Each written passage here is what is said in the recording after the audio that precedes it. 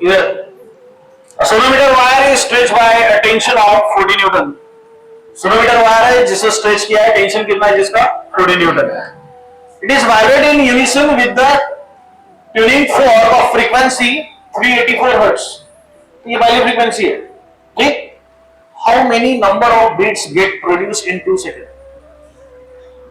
2 second में कितने number of beats produced हुए हैं वो हम लोग को निकालना है. ठीक है.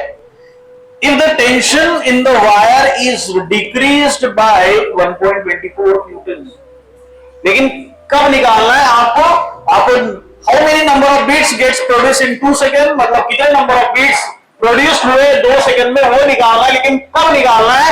जब आपका टेंशन कितने से रिड्यूस हो गया 1.24 Newton. Clear.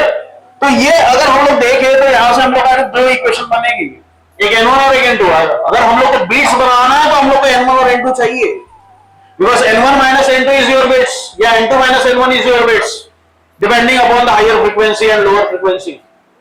So if you get the N1 minus N2 and N2 minus N1, so that is nothing but the bits. उसको bits कहते हैं हम लोग. तो अगर आप इसको अगर N1 मान लेंगे तो आपको निकालना पड़ेगा N2, फिर इन दोनों का सबट्रैक्शन होगा आपका बिट्स, और फिर हम लोग निकालेंगे कि कितने सेकंड में निकालना है, 2 सेकंड में. तो वो जो बिट्स आएगा उसको मल्टीप्लाई बाय 2 करेंगे, so we get the number of bits produces in the 2 second.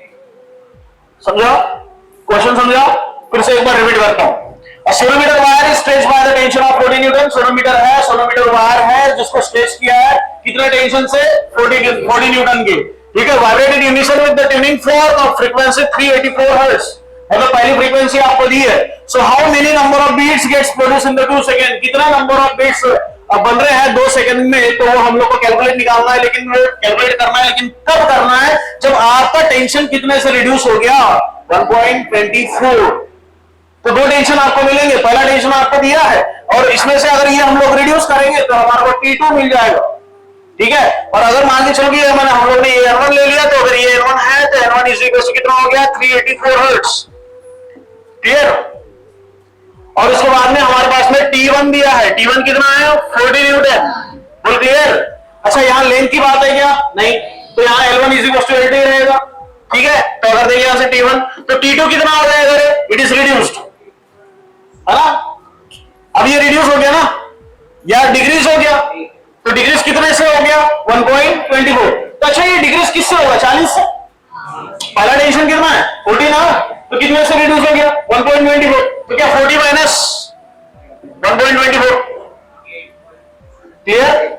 बोल कितना 38.76 न्यूटन. देख समझाएगा कैसे आया ये टेंशन, समझा कैसे आया, T2 कैसे निकाले. अच्छा, यहाँ इंक्रीज होता था प्लस कर देते, वो समझा. अगर यहाँ इंक्रीज की जगह डिक्रीज डिक्रीज की जगह इंक्रीज हो जाता तो हम लोग यहाँ माइनस की जगह क्या कर लेते.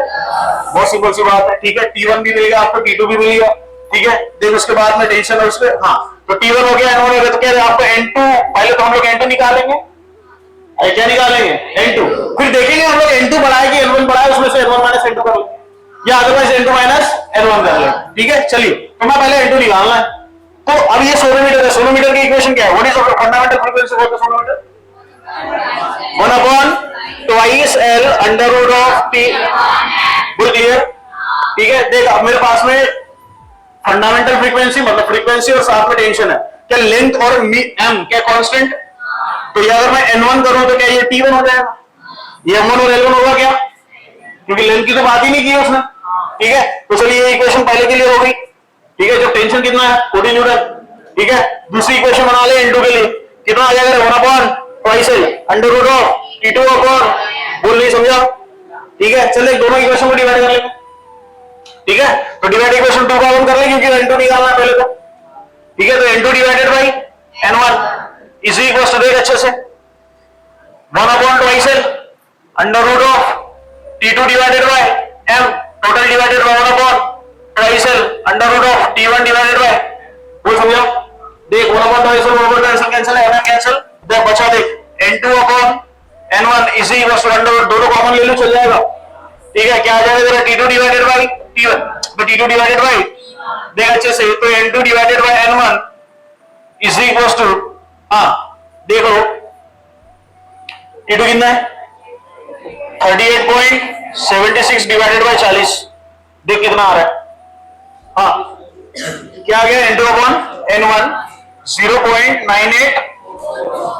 अच्छा ये N2 अपॉन N1 है, क्या N1 को इधर भेजना पड़ेगा क्योंकि मेरे पास में N1 दिया है, तो क्या निकल गया यहां से N2, क्या निकल गया? So your N2 is equal to 0.9844 multiplied by N1, और N1 कितना है आपका 384 हर्ट्ज है ना। सो your N2 becomes 9844 multiplied by, बोल फट से दोनों का मल्टीप्लीकेशन,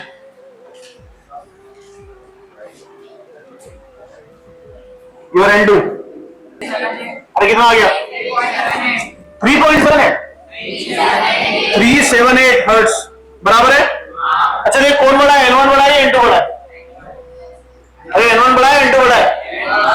N1, तो क्या करो N1 माइनस N2 की N2 माइनस N1, तो N1 माइनस N2 कर लो तो हम लोग को बीट्स पर सेकंड मिल जाएगा है ना।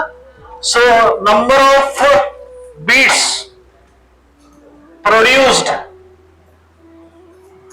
पर सेकेंड है ना, तो number of beats per produce per second, तो N1 माइनस N2 कितना N1 384 माइनस 378 6 है ना, तो N1 minus N2 is equal to 6 beats per second, बोल दिए 6 बीट्स पर सेकेंड। लेकिन तेरे को किसके लिए निकालना है 2 सेकेंड के लिए, कितने सेकेंड के लिए, तो number of beats produced in 2 second, number of beats produce in 2 second, तो N1 minus N2 is equal to 12 beats. बोल समझा, बोल समझा गया, ये हो गया आपका क्वेश्चन।